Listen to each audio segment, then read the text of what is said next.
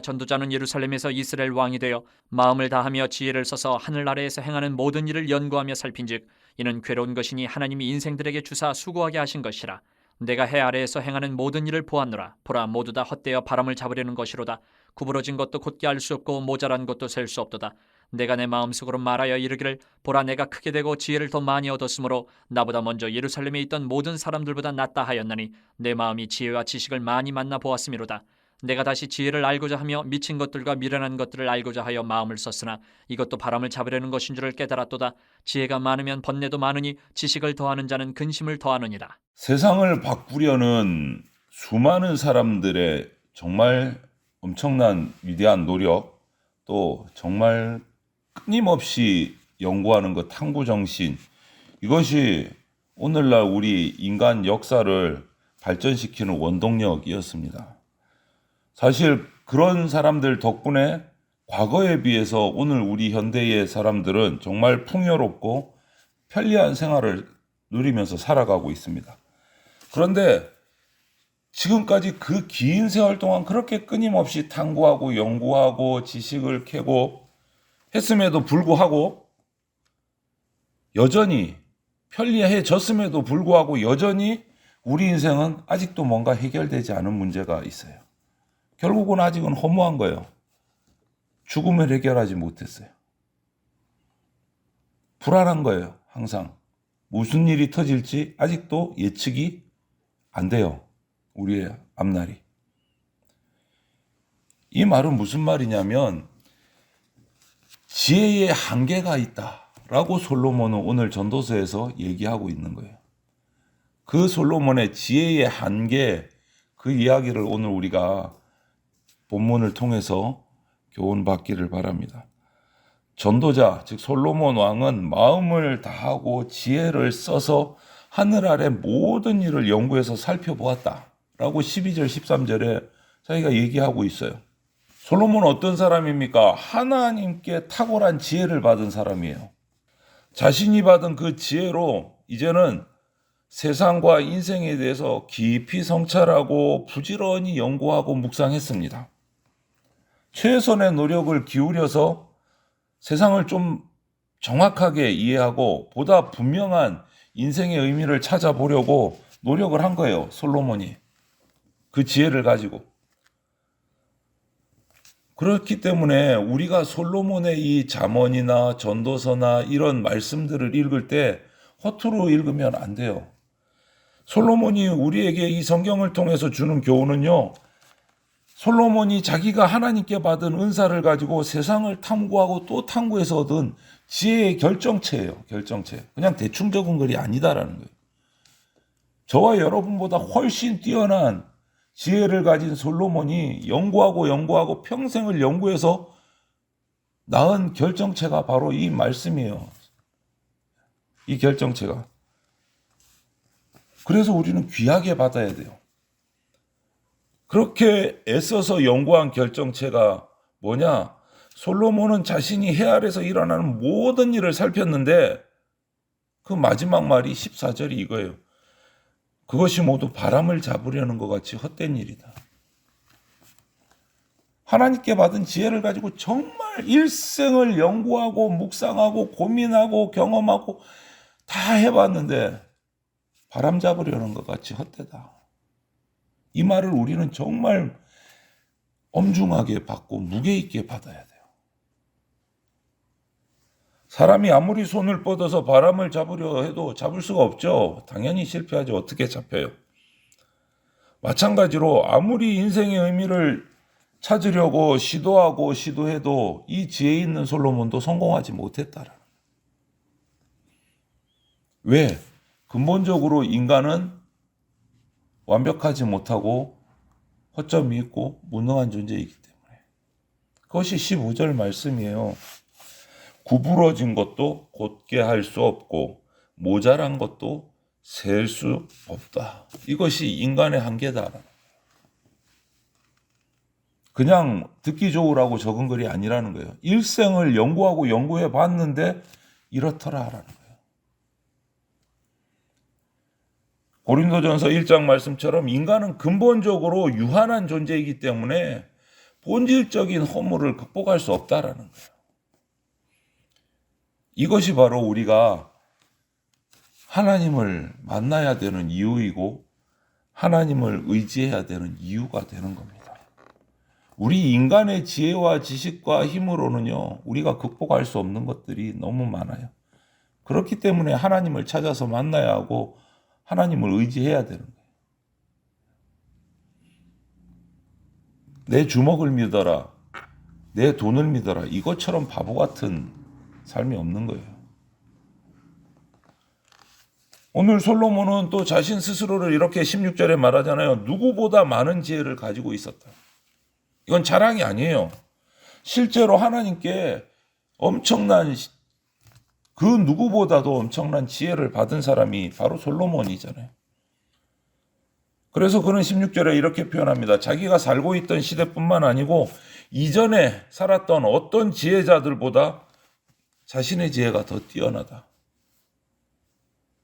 이건 자랑 아닙니다. 진짜 오히려 지혜의 한계, 그것이 얼마나 허무한지를, 세상의 그 결과가 얼마나 허무한지를 강조하는 말이에요. 왜 그렇습니까? 그렇게 탁월한 지혜도 인생 근본의 문제를 해결할 수 없다고 고백했기 때문에. 바람을 잡으려는 것 같이 헛되다. 그게 마지막이에요. 우리 인간이 아무리 대단한 것을 가지고 있다고 해도 하나님 앞에서 그거는 아무것도 아니기 때문에 내세울 수가 없는 거예요. 하나님, 제가 뭐를 어떻게 했는데요. 이거 말 자체가 참 우스운 얘기인 거예요. 참 우스운 얘기. 교만한 얘기이기도 하고 바보 같은 얘기이기도 한 거예요. 하다못해 오늘 솔로몬의 17절 말씀을 보십시오. 연구해도 도무지 뭔가 해결이 안 돼서 정반대의 연구를 한 거예요. 여러분, 뭔가 밝게 보이려면 배경이 어떻게 돼야 됩니까? 어두울수록 물건은 밝게 보여요. 그것처럼 연구를 한 거예요. 미친 것과 미련한 것을 탐구한 거예요. 왜? 지혜가 더 돋보이고 뭔가 문제를 해결하려면 배경을 어둡게 하면 잘 보이는 것처럼 그렇게 연구를 한 거예요. 그래서 지혜를 연구하고 지식을 연구한 게 아니고 이제 정반대, 미친 것과 미련한 것도 연구해 봤어요. 도무지 답이 안 나오니까. 정반대의 방법으로. 그런데 그렇게 탐구한 결과도 역시 17절에 뭐라고 합니까? 허무하다. 바람 잡으려는 것처럼 허무하다. 그것조차도 정반대의 극단적인 방법을 써서 연구해 봤는데 그것도 허무하더라. 지혜와 지식을 더 선명하게 깔끔하게 깨달으려고 정반대의 것을 알려고 평생을 또 연구를 해봤는데 그것도 남는 것이 없더라. 여러분, 세상에 속한 모든 지식과 지혜를 우리가 다 가지고 있어도 그것으로는 우리 구원의 길을 해결하지 못한다라는 거예요. 아무리 많은 지식을 가진 사람이라 해도 죄의 문제는 해결할 수 없다라는 거예요. 뭐 평범하게 생각해도 그렇습니다. 우리 경험할 수 있는 공부 많이 하고 똑똑한 사람이 죄를 안 지을 것 같으면 죄의 문제가 해결되죠. 공부 많이 하면. 그런데 참 우습잖아요. 공부 많이 한 사람이 더 큰 죄를 짓는 경우가 많잖아요. 죄의 문제가 해결 안 되는 거예요. 쉽게 말해서. 육신의 죄도 그런데 하물며 우리 영혼의 문제, 구원의 문제는요. 더더욱이 해결할 수가 없는 거예요. 해결할 수가 없는 거예요. 그래서 18절에 솔로몬의 결과가 뭡니까?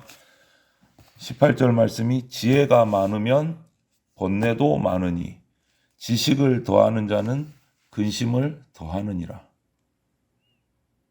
지혜가 많으면 번뇌와 근심이 많다고 이 전도자는 고백하고 있어요. 이것은 세상의 지혜와 지식을 쌓는 일이 오히려 마음에 고통을 안겨다 주고 인생을 더 공고하게 만든다라는 의미라는 거예요. 역사적으로 입증이 되어 왔어요. 나름대로 지혜와 지식을 가졌다고 자부하는 사람들, 그들이 오히려 하나님을 더 많이 거부하고 진리를 배척하고 거짓 구원을 이야기하고 있어요. 과학이 발달하면 사람들이 더 잘 살고 평안해지고 문제가 없어질 것 같았는데 그 과학의 발달 때문에 자연이 파괴되고 자연이 파괴되는 것 때문에 오히려 고칠 수 없는 불치의 병들이 더 많이 생겨나고 더 악한 열매들이 맺혀지는 거예요. 이처럼 세상의 지식을 추구하면 구원의 길에서 오히려 멀어지게 되더라. 결국 하나님을 배격해서 자기 환난을, 자기 죽음, 자기 무덤을 파고 있더라. 이것을 얘기하는 거예요. 지혜가 많으니 번뇌와 근심이 많다. 그 말인 거예요. 여러분 생각해 보십시오. 큰 나무에 햇빛을 받는 쪽은 밝고 환하고 가지가 더 크지만 그 반대쪽은 그림자가 집니다. 어두운 거예요. 모든 사물, 모든 사건, 심지어 우리 인생사까지도 명암이 있다는 거예요. 밝은 면이 있으면 반대쪽은 어두운 면이 있다는 거예요. 쌓으면 쌓을수록 큰 만족감을 줄 것 같은데 그 지혜와 지식에도 어두운 그림자 그것이 있다라는 거예요. 그래서 오늘 본문 말씀 12절부터 18절에서 전도자는 바로 그거를 얘기하는 거예요. 인생사의 모든 것이 밝은 면만 있는 것이 아니다. 어두운 면이 있다. 그래서 허무하다. 해결할 수가 없더라. 한쪽을 밝히면 또 한쪽은 어두워지더라. 그 얘기를 하는 거예요. 여러분, 인생은 하나님이 주신 인생은 고귀하고 아름답습니다. 들판에 핀 들꽃조차 이름 없는 들꽃도 아름답습니다. 그 위를 날아다니는 나비와 우리가 이름도 모르는 그 곤충들의 움직임도 정말 아름답습니다. 인생이 아름다워요. 정말 무더운 날 종일 일하고 땀을 닦으면서 시원한 물 들이키는 사람의 모습도 참 아름답고 자녀들과 식탁에 둘러앉아서 먹는 식사하는 그 가족들의 모습도 아름답고 하지만 전도자는요, 이런 아름답고 따뜻한 인생의 모습 그거 외에 다른 것까지 살핀 거예요. 다른 면. 그것이 13절에 인생이 수고로 가득 차 있다. 인생이 수고로 가득 차 있다. 인생의 존귀함, 아름다움을 정말 찬양하고 노래하던 그 사람들조차도 그 아름다움 뒷면에 숨어있는 슬픔, 고통, 그것을 없다고 말할 수 없는 거예요. 상식적으로 지혜와 지식은 좋은 겁니다. 우리에게 편리한 것, 안전한 것, 보호를 해줘요. 하지만 언제나 긍정적인 거 아니지 않습니까? 지혜와 지식이 인간의 타락과 만나는 순간 어떻게 변합니까? 자기뿐만 아니고 자기 주변의 사람들에게 상처를 주게 되고 아픔을 주게 돼요. 그리고 지혜와 지식으로 인생의 모든 복잡한 문제들을 다 풀 수 있느냐? 아니요, 그렇지 않아요. 풀려고 애쓰면 애쓸수록 오히려 더 근심 걱정이 늘어나요. 이 말은 알면 알수록 우리의 부족함이 더 많이 나타난다. 여러분, 아무리 정말 고가의 성능이 좋은 컴퓨터라고 해도 결국은 계속 그 컴퓨터를 켜놓을 수가 없는 거예요. 중간중간 꺼서 냉각하고 열을 식혀서 또 사용하고 또 사용해야 돼요. 똑같아요. 우리에게 능력만 채우면 그 끝이 오면 능력만 가득 차면 자신감이 생기고 평화가 오고 모든 것이 다 해결될 줄로 착각을 하는데 그게 아니다라는 거예요. 능력이 많은 사람들도 항상 불안해요. 두려워요. 능력이 부족해서 빠지는 두려움이 있는 반면에 그 반대편에는 능력이 너무 많아서 빠지는 두려움도 있다라는 것을 우리가 기억해야 돼요. 그래서 우리가 할 것은 어느 선에선가 딱 멈춰야 돼요. 주님께서 멈추라는 신호를 보내실 때 빨리 반응하고 그 자리에서 서야 돼요. 우리가 인생을 살아가면서 속도를 너무 내면 안 돼요. 너무 내면 안 돼요. 피곤하면 휴게소에 들어가서 좀 쉬어야 하듯이 우리 인생의 속도도 너무 과도하면 안 돼요. 많은 것이 행복한 것이 아니고 절제할 때 진짜 행복이 있습니다. 이 절제를 어디서 배울 수 있느냐? 그 선이 어디냐? 솔로몬은 인간의 지혜로 아무리 연구해봤지만 그 선을 못 찾겠다라는 거예요. 그것을 알게 하시는 분이 하나님이시다라는 거예요. 이것이 전도자가 우리에게 주는 지혜예요. 오늘 솔로몬은 자신의 지혜 지식을 가지고 여러 방식으로 살피고 고민하고 연구해 봤지만 인생의 문제를 해결하는 일은 바람을 잡는 것 같이 헛되고 아무 유익이 없었다라고 얘기를 해요. 오히려 그런 지혜는 근심 걱정만 키운다라고 결론을 맺고 있어요. 오늘 본문에서. 이처럼 하나님 없는 인간의 지혜와 지식은요, 인생의 허물을 극복할 수 없다라는 것이 전도자의 결론이에요. 하나님을 빼버리는 삶, 하나님을 거부하는 인생, 헛된 인생이다라는 것을 우리가 잊지 말고 오늘 하루도 살아가실 때 주님과 동행하는 그러한 삶이 되어서 주님이 주시는 그 인도하심의 길을 순종함으로 따라가면서 참 자유, 참 평안, 그리고 참 만족을 누리는 그러한 인생들이 다 되시기를 주님의 이름으로 축원을 드립니다. 아멘.